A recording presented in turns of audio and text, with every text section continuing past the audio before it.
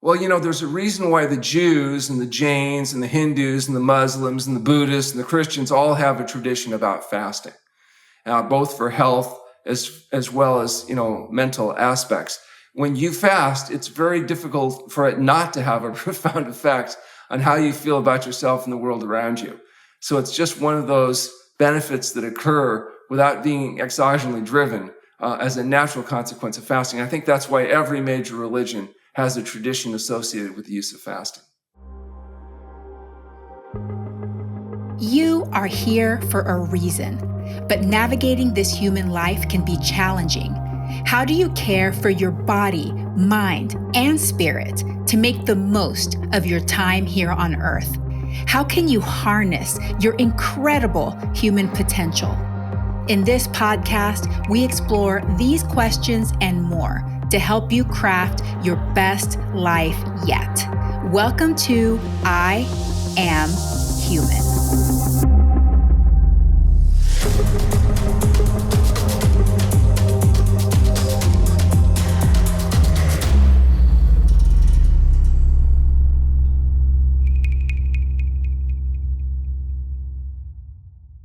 Well, hello, humans. Thank you for joining me today. I am your host, Dr. Yami, and it is my pleasure to be with you.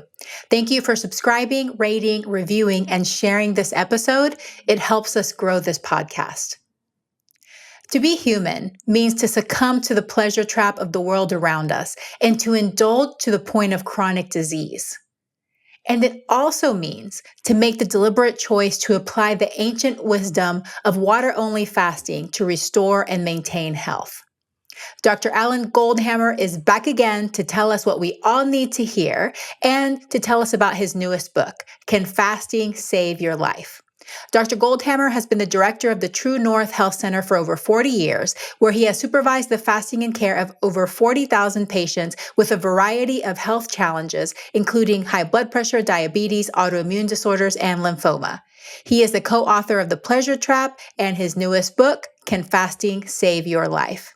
And in this episode, we talk about why this book is out now, what it is based upon, all of the years of experience and research at the TrueNorth Health Center, what he hopes people will learn from this book, why he thinks there's not more fasting centers in the United States, and why it's not regularly prescribed by other healthcare providers for the treatment and prevention of chronic disease.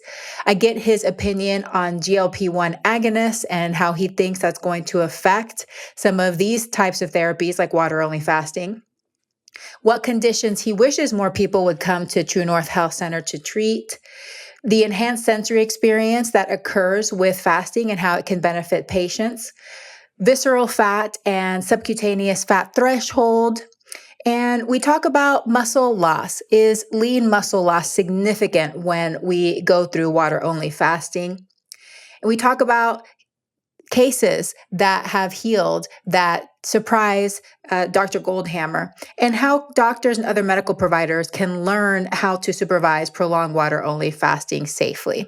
It's a fantastic episode. Dr. Goldhamer is an excellent speaker. He does a really good job answering the questions, and he tells it like it is. So I know that you're going to appreciate this episode. I hope that you will share it. I really hope that more people will learn about the power of fasting and just the power of changing your diet and lifestyle, how you can take control of your health and your life and feel better so that these years on earth you can enjoy, you can have the well-being, the health and longevity that you deserve and that you desire. Thank you again for being here. I hope that you have a very fantastic day. And now let's welcome Dr. Alan Goldhamer. The information on this podcast is for informational and educational purposes only. It is not meant to replace careful evaluation and treatment. If you have concerns about your health or well-being, please consult a healthcare professional.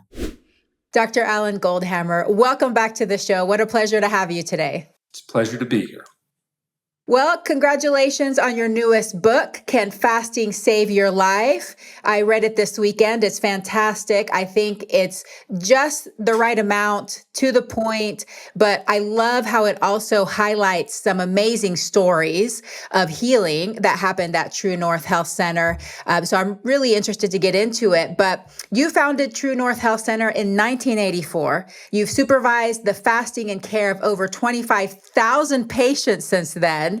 So why write this book now? Well, the book is the accumulation of the 22 papers that we've published in the peer-reviewed literature. And it brings together the information that we've learned over the last 40 years in doing fasting, and also the information that's available from others that are also publishing in this area of fasting now. It was written in a way that was accessible to the average reader, but also, I think, compelling enough that physicians that might be somewhat skeptical of the role of diet and fasting in health would be convinced that there's something to it. So it gives the reader the information they need to understand how and why to do fasting. And also it gives the information to their doctors, the information they need to help guide them in terms of laboratory testing and interpreting symptoms that may come up during fasting. Yeah, I agree, because I feel like it covers things that other books I've never seen covered. So I really appreciate that. What do you hope people will learn from this book in particular? They should be able to learn that fasting can be both safe and effective, and that there's really quite a bit of compelling information showing that the health compromises you see so commonly today are the result of dietary excess. People eat too much, they get fat, and part of that fat is visceral fat. And visceral fat is the fat that tends to accumulate around the belly, in the organs, and it acts like a tumor. It's hypermetabolic, it's hypertrophic, it gives off inflammatory products, and it contributes to things like heart disease, cancer, diabetes, autoimmune diseases. These diseases are treated as if they're separate entities. I mean, you have to go to different doctors to even be diagnosed and treated for these supposedly different diseases, when in reality, they all have something very much in common. They're all the results of dietary excess, the results of visceral fat and its inflammatory components. These diseases used to be called the diseases of kings because it was only the wealthy elite kings that would commonly get them. And now they're ubiquitous because people are being exposed to excessively concentrated, hyperconcentrated foods. Yeah, it's way too easy to access. It's way too easy to just walk down the street. Actually, you didn't have to walk anymore. You could just order it on your phone. And then once you recognize that these diseases that we're seeing are a result of dietary excess, as particularly visceral fat, then you realize that fasting has a very important role. That fasting, this biological adaptation where the human body changes from burning primarily glucose to burning ketones, or more specifically beta-hydroxybutyric acid, allows the body to preferentially mobilize this visceral fat, eliminate it, reduce the inflammation, heal the gut leakage, make the changes necessary for people to actually manage their conditions without the pills and potions and surgeries that are so common. Which is amazing because most people have no clue that that can even happen. That's not ever even been presented to them as an option. Why are there not more fasting centers in the United States? I mean, you've been going for so long, one of the only ones that I know about in the United States. Why is fasting not regularly prescribed by healthcare providers for the treatment and prevention of chronic disease? Well, I think it's only in the last few years that ourselves and others have been publishing in peer-reviewed journals the outcomes, the safety data, the clinical outcome results. This book, Can Fasting Save Your Life, has only been out for a few weeks. So I think that as more people become more aware of the information, there will be more opportunities for people to undergo this type of this kind of therapy. Right now, I know there's a tremendous interest in pharmaceutical companies trying to come up with what are called fasting mimicking drugs. Drugs that would do to the body what fasting does, but without having to actually do the fasting, and in a form that they could sell. Yes, which is my next question. Right now, we're seeing such a popularity, a rise of the GLP-1 agonists, and it seems like a lot of people are able to access them. It feels like, quote, a miracle drug. Do you think that these kinds of pharmaceuticals will make it even less likely for people to hear about or try fasting? Well, these drugs are miracle drugs in the sense that they're tremendously expensive. You have to take them the rest of your life, and it'll be a while before the side effects and consequences of their use become readily apparent, just like it has been all the previous miracle drugs that have come out before and that'll end up creating all kinds of new secondary problems and difficulties. It's starting to happen now with these, but it'll take a while. But in the meantime, they'll make billions and billions and billions and billions of dollars, giving people what they want, not necessarily what they need. What they want is to be able to lose weight without actually having to get on a health-promoting diet and lifestyle. What they need is learning how to escape the dietary pleasure trap so they can get well. The reality is that people are addicts. They're addicted to the artificial stimulation of dopamine in their brain that comes from the chemicals added to their food. Those chemicals being salt, oil, and sugar. Salt, oil, and sugar aren't actually food. They're hyperconcentrated food byproducts added back to food that stimulate dopamine, induce pleasure, but can create an addictive type response. And that's why 72% of the adults in the United States are overweight or obese. And that's why there's so much demand for magic pill drugs, which may provide good short-term clinical results without necessarily providing good long-term health-promoting outcomes. Yeah, because you're right that it doesn't get to the root cause. And as soon as you stop taking the medication, you're right back to where you started with the same habits and behaviors usually. Well, we know under conventional medical treatment, there's a 99.99% failure rate in, for example, people with BMIs over 40 trying to lose weight and keep it off. And there's a 95% failure rate under any methodology for people trying to lose weight and keep it off. And the reality is that it's because they're trying to do everything except actually get rid of the salt, oil, and sugar that are fooling the brain and allowing the body to overeat. You don't see obesity in wild animals unless they're given access to highly processed foods. You don't see obesity in humans unless they're given access to highly processed foods. Yes, that's true. What conditions do you wish people came to the TrueNorth Health Center to treat? Well, we're in a unique position at the TrueNorth Health Center because there's more people that are interested in getting well than we're able to accommodate in our 75-bed facility. So we're able to kind of cherry pick out the people that we expect to have the best outcomes. And interestingly enough, the people that have the best outcomes with fasting are those that have conditions associated with dietary excess. So obesity, particularly visceral fat, high blood pressure and cardiovascular disease, type 2 diabetes, autoimmune diseases, and some forms of cancer, including lymphoma. So most of the patients we have are driven by those particular conditions, or another class of patients are healthy people that have decided they want to stay healthy so that they can make the last 20 years of their life the best years. Instead of finding themselves unable to talk or move, lying in some nursing home bed waiting for people to change their diaper, they're interested in living a full life and then having a good death when they go to bed one night and don't wake up, rather than having all those years of debility. And we believe that a health-promoting diet, exercise, and periodic fasting, whether it's every day for 12 to 16 hours through intermittent fasting or time-restricted feeding, and then occasionally a longer fast, as we describe in Can Fasting Save Your Life, may actually be the key to allowing people to live a good life and have a good, healthy life expectancy. Mm-hmm. Tell me a little bit more about the enhanced sensory experience that occurs during fasting and how it can benefit patients. Well, there's a reason why the Jews and the Jains and the Hindus and the Muslims and the Buddhists and the Christians all have a tradition about fasting, both for health as well as, mental aspects. When you fast, it's very difficult for it not to have a profound effect on how you feel about yourself and the world around you. So it's just one of those benefits that occur without being exogenally driven as a natural consequence of fasting. I think that's why every major religion has a tradition associated with the use of fasting. Mm-hmm. And also, one thing that you find that benefits the patients there is that things taste better after you fast for a while. So especially if you have been used to the standard American diet with the high salt, sugar, oils, after you fast for a while, just plain old vegetables taste really good. Well, one of the studies we did was actually on this issue of taste neuroadaptation, taste sensitivity. We actually demonstrated that your perception of salt and sweet changes with fasting. A hedonic response to food changes.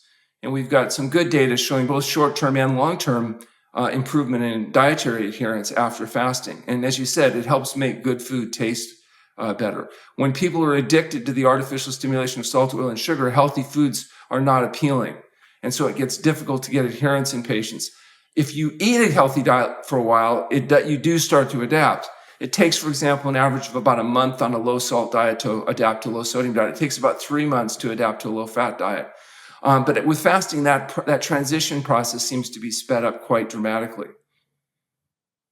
I see this in children all the time. Parents complain that when their kids come to the table to eat a meal, they don't want to eat, they don't want to eat their vegetables. But one thing that they leave out is how the child has been snacking all day, drinking juice, drinking milk all day. So they come to the table, they're not hungry. So if you're not hungry, you don't really have a desire to eat anything healthy. Once we take away all those snacks and all that extra food and just have water in between meals, the children tend to come to the table with an appetite, and they actually might try some of those foods. So even in children, we already see this in place. Well, that's because we work really hard to to create addiction in our children. We try to turn them into little salt, sugar, and fat addicts. And we're doing a good job of it. And that's why obesity is epidemic. And that's why diabetes and other conditions are affecting children at younger and younger ages. The good news is it's going to get a lot worse. So today, it won't seem so bad by comparison what we're looking at today. So we should be grateful today is what you're saying? Well, yeah, enjoy it today because it's definitely going to get a lot worse before the crisis happens and people maybe eventually see a turnaround. Yeah. Tell me more about visceral fat. Why is visceral fat so bad? And can you tell us more about this personal subcutaneous fat threshold? So the idea is that, the body is evolved in an environment of scarcity. It wants to store fat to survive a period of vulnerability. And as a consequence, it does everything it can to get you to eat as much as you can whenever you can and store as much fat as you can so that when spring comes late, you'll survive. The reality is we don't live in an environment of scarcity anymore. And so when we give ourselves exposure to these artificially stimulating foods, the refined carbohydrates, the oils, the fried foods, etc., our body is doing its job of trying to help us store fat. When we store more fat than we would normally have resources for, we store it as visceral fat. The body's so concerned about basically adapting to what it thinks is going to be an environment of scarcity. That's how its basic programming is set up. This visceral fat that tends to accumulate around the organs in the belly happens to have hypertrophic and hypermetabolic effects, and it gives off inflammatory products. It's essentially acting like a tumor. So a person that has, say, 20 pounds of extra adipose tissue on their body, on average, they're going to have around 10% of that as visceral fat. And that visceral fat's essentially like saying you have a 2-pound tumor. So if you went up to a patient and said, look, you have a 2-pound tumor in your abdomen that's giving off all kinds of inflammatory products and putting you at risk for dying from these premature death and debility, they would be naturally concerned. And essentially, that's what you're doing. People think of obesity as being a cosmetic issue rather than a major health risk issue. Even during the recent pandemics, we talked about all kinds of risk factors, except probably the biggest risk factor besides age, which is obesity. The more fat you have, the more visceral fat you have, the higher your probability was of dying from any infectious disease, but including, say, COVID-19. But we didn't talk about that because that would be considered blaming the victim. And when you have 72% of people overweight or obese, the feeling is, what are you going to do about it? And so it was basically ignored. And so instead of taking that opportunity to encourage people to adopt healthy diet and lifestyles, reduce the excess fat and visceral fat, reduce our risk factors, people just kept eating more and more highly processed foods. And I think made the problem even worse. And when it comes to this personal subcutaneous fat threshold, there are some people that may appear lean on the outside, but actually, because their threshold is lower, they accumulate more visceral fat than someone who may have a larger body size. Can you explain that a little bit? Well, you can have a person that's not big, but still has a high percent body fat, particularly people that are not able to or not taking advantage of the ability to move around and exercise and get normal activity, or that they may be not necessarily eating substantially excess calories, but the nature of the foods that they're eating may not be desirable, and so they may have a higher propensity to store fat. There's also stress issues. For example, when you introduce people to too high a level of stress hormones, whether it's exogenously or endogenously, that's not a good thing. And so and people now have an opportunity to worry about a lot of things they wouldn't have maybe worried about in the past. I'm always encouraging my patients to focus on the things they might actually be able to do something about. There's so many things you have absolutely no control over. Worrying about those things doesn't help you. It doesn't help anybody else. And so try to refocus that. For example, maybe we shouldn't be watching the news every single day. Maybe, once a year, once a month, something like that. Because there's so much dramatization that takes place that, again, you have no control over. So people get worried about things that, and create a lot of stress that perhaps isn't really productive. Yeah, I agree with that. I actually never watch the news. I've done that for several years, and so far it's been okay. Okay. Let's talk about some of the things that people worry about when it comes to fasting. And one of it is lean muscle loss. Yes. And actually, I've heard a lot about this recently with some high profile people saying that they no longer support fasting because of the lean muscle loss. So can you speak to that a little We've done a bit? study on this very issue. We brought in a DEXA scanner for 2 years, and we did a very exhaustive study looking at what happens to body composition in people in fasting. It's well detailed in our book, Can Fasting Save Your Life? And basically, for example, if you fast people a couple weeks, on average, they're going to lose about 10% of their total body weight, 20% of their total fat, and interestingly enough, 40% of their visceral fat, and about 6% of lean tissue.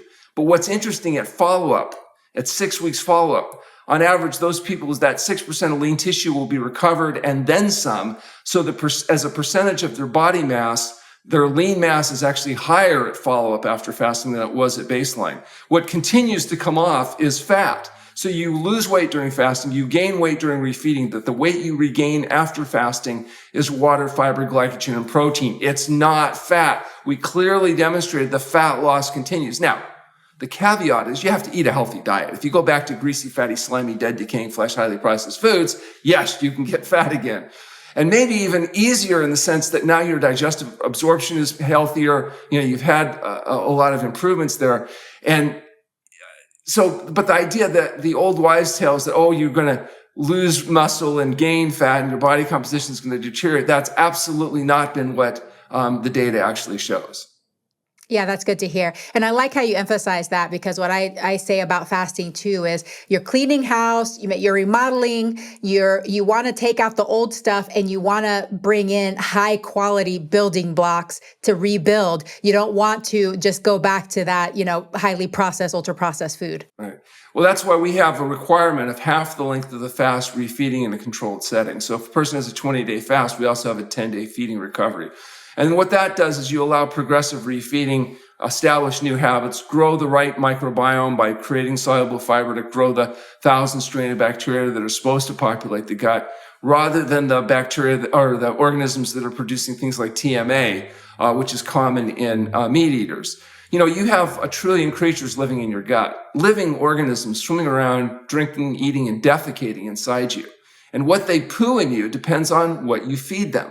So if you feed them plant-based soluble fibers, you're going to have 1,000 strain of organisms working together to protect you from various issues, producing fertilizer like vitamin K. You feed them meat, fish, fowl, eggs, dairy products, oil, salt, and sugar. You're going to have different organisms and different poo, including high levels of TMA, which put you at risk for heart disease and other problems.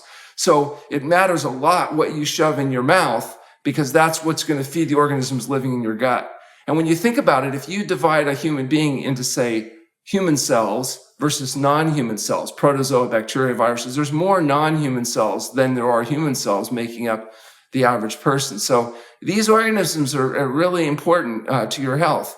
And one of the exciting things about fasting is that it tends to have a big turnover in the gut microbiome. So there's a big die-off, and then when you put the right foods in carefully after fasting, you can recultivate a healthier microbiome. And that seems to make a big difference for patients with ulcerative colitis and Crohn's disease, and depression and anxiety and all these other conditions that seem to be kind of gut-mediated and microbiome-mediated, including a lot of the women's health-related issues where estradiol doesn't convert to estriol and excrete, so estradiol pulls, and people get fibrocystic breast disease, dysmenorrhea, menorrhagia, PCOS, all these related conditions that seem to respond so well to fasting. One of the mechanisms may be improvement in the gut microbiome that allows for better processing of so many of these hormone-related factors. That's so fascinating. I definitely, more and more studies are coming out and supporting fasting for the gut microbiome, which in some ways feels counterintuitive, but in some ways also makes sense, because you're almost starving off those bad organisms and then refeeding the good ones.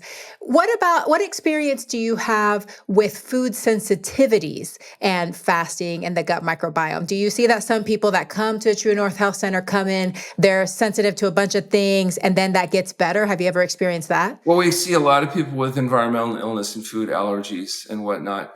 And one of the things that happens is with fasting is, of course, you eliminate a lot of the inflammation of those tight junctions in the gut. So you can eliminate gut leakage. And that's been demonstrated by looking at biomarkers from zonulin on down.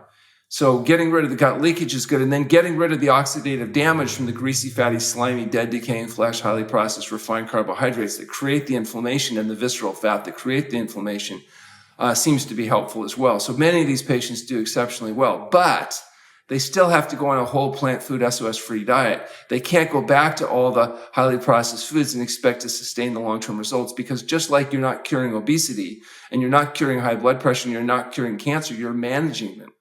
You're managing them by giving the body a health-promoting diet and lifestyle so the body can do what it does best, and that's heal itself. Mm-hmm. Beautiful. All right. One of the sentences that I caught at the beginning of the book mentioned metaphysical experiences during fasting. What does that mean, and what have patients experienced? Well, again, I don't think anybody that fasts for any significant period of time doesn't experience some profound mental impact as well as physical impact. It's kind of hard to fast without getting some of those benefits. And it does vary from person to person. But as I said before, there's a reason why every major religion incorporates fasting as a part of their traditions, from the American Indians on down. And so, again, we are a physical health related institution. We're not a psychospiritual institution. Our focus is on, health and healthful living. But again, we can't help but observe those changes, even though we're not trying to direct them, and don't pretend to understand. We don't know how to get into heaven or what the right pathways are to enlightenment. But we do know that if you want to get healthy, it means healthy living. And healthy living involves diet, sleep, exercise, and we believe fasting. I love that. Is there a case that healed with fasting that surprised even you? Well, I have to admit, I'm just surprised every day. We have grand rounds meeting every week where we go over all the active patients. And I'm such a natural cynic and skeptic that I'm constantly thinking, oh my gosh, it's still working. It just seems too good to be true that something as simple as fasting and diet and lifestyle change can have such a profound effect on a wide variety of problems. But, we've published dozens of papers or case reports in the medical literature, and now we're beginning to publish case series as well. And it is truly impressive. For example, high blood pressure, the leading contributing cause of death and disability in industrialized societies. We have a study, we took 174 consecutive patients with high blood pressure, and 174 people ended up with normal pressure enough to eliminate the need for medication. We have the largest effects that have ever been shown in the scientific literature in treating hypertension, with an average effect size of 60 points in stage 3 hypertension. We've been treating lymphoma, a type of lymph cancer, stage 3, stage 4 lymphomas. And these conditions are responding well. We've just published a case series with long-term follow-up, including 10-year follow-up data, showing that people not only get well, but they can stay well.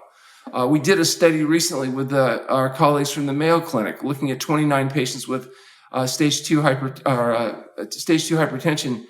And 28 of those 29 people were able to completely normalize pressure without medication. One patient required half dose. But what was exciting in this study is we followed those patients at a year, and 75% of the follow-up patients at 1 year had been able to maintain their weight loss and their normal blood pressure and drug-free state. So it shows people can not only get well with fasting, but they can stay well with a health-promoting diet.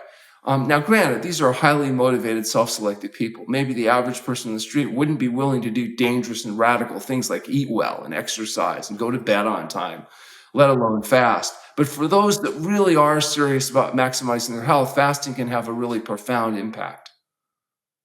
I love that you say that you're a cynic and every day you're just like, wow, this stuff is amazing. I mean, that's cool to be like, to have that pleasant surprise every single day. I've been doing it for 40 years. I've had 25,000 patients. We have this residency and internship program for doctors that come in and train. And the most common comment of the doctors is, wow, I've never seen this condition get well before. So, the truth is treating, say, high blood pressure, which virtually everybody comes good. In traditional practice, they never come good. In fact, your doctor will tell you, take these drugs. They're going to have side effects like chronic cough, fatigue, impotence, and possibly death. But we promise you, if you take your drugs exactly like they're prescribed, you'll never get well. You'll be sick the rest of your life, and you'll be on these drugs forever. Yeah, that's the truth. So how can doctors and other medical providers learn how to supervise prolonged water-only Well, the first thing fasting? to do is get our book, Can Fasting Save Your Life? Because the information you need to know is there. The charts, the graphs, the interpretation of the literature, as well as the narrative. And Dr. Myers, our director of research here, has a really good skill, as you know from reading the book, of taking what can be somewhat complex scientific material and making it accessible and understandable.